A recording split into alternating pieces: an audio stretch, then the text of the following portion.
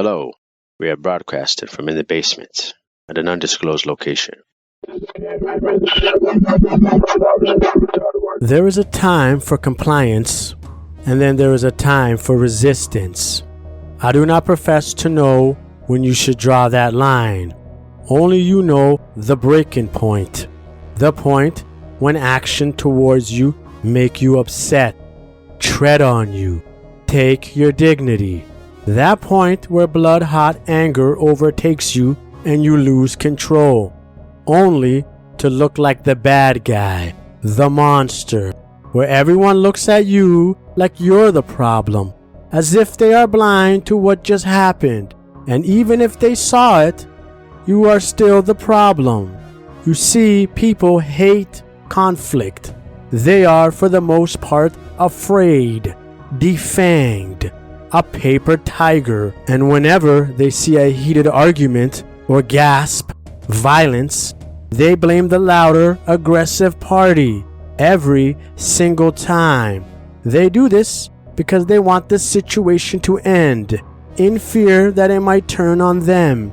You see, they are afraid all the time, every day, afraid of their own abilities to defend themselves, afraid of the authorities that might swoop in and lock them up. Fear is a terrible cortisol shock, and people behave very bizarrely under its spell, including you, and including K.M. Hemmans.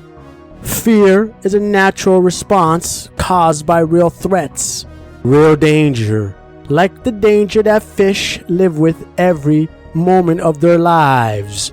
This fear is why fish develop the lateral line defense, special cells in a canal running laterally across their body to detect motion in the water and avoid an ambush. It is a sixth sense. It is the difference between their survival and their extinction. From opposites, things are known. You too have a sixth sense, protecting you from danger of harm, and even more harmful danger to your dignity. For your dignity is worth more than your life.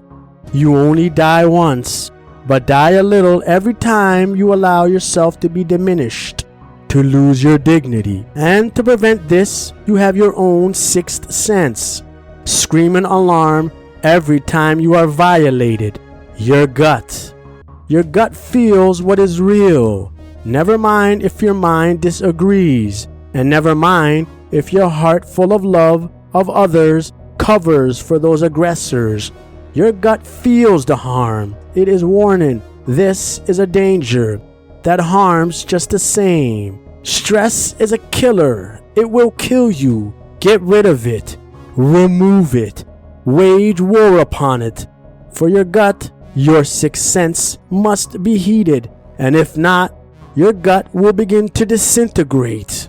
What exactly do you think ulcers are, other than an attack on your sixth sense? K.M. Hemmans, what does this mean? It means you're a person too, for God's sake.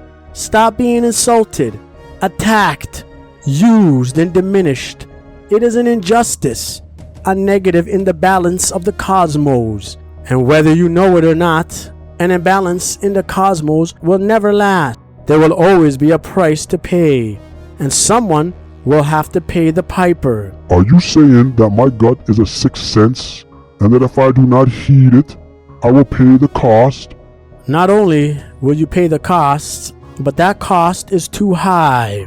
You see, life is a series of patterns, and you have developed patterns that allow behavior that others would never dream of allowing for themselves. Now, in your defense, most of these patterns are not even yours.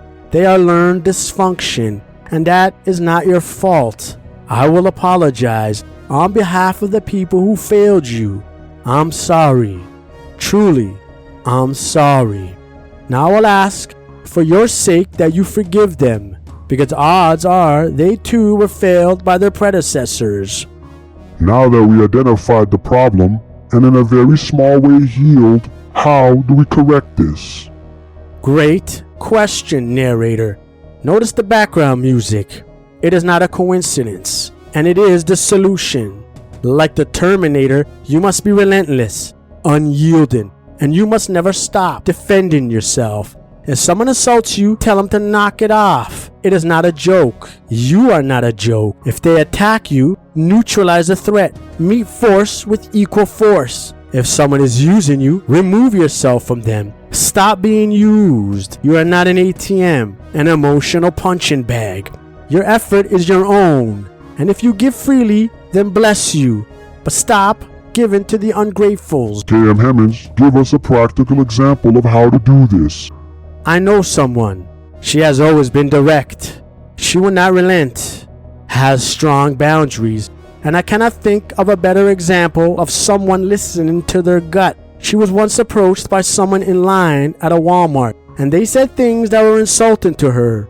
She simply looked at them and said, "Yeah, don't talk to me," and then turned around and put her headphones back in her ears and completely dismissed them. What is remarkable here was this aggressor was much older than her, and she reduced him to an insignificant nothing. How did she do this?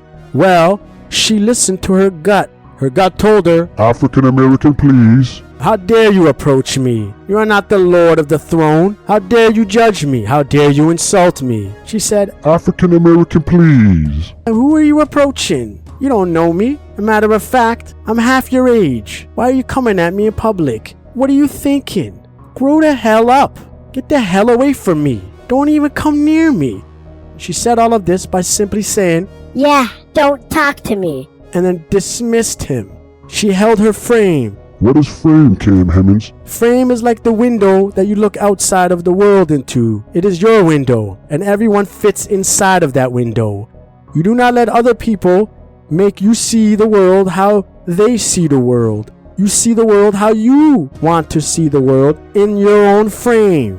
This is your reality, and you're capable and comfortable enough in your reality to know that what is an insult and unreasonable needs to be dismissed. And allowing someone to stomp on your dignity, you must end it with the swiftness. And anyone who watches and tries to intervene will get the same treatment. She said this, for out of the mouth of babes comes the truth. I salute you, Kingston. Keep winning in life. Keep listening to your sixth sense. And to you, my precious audience, I suggest you follow her lead. Neutralize. Dismiss anyone who comes at you in a way that is beneath your dignity.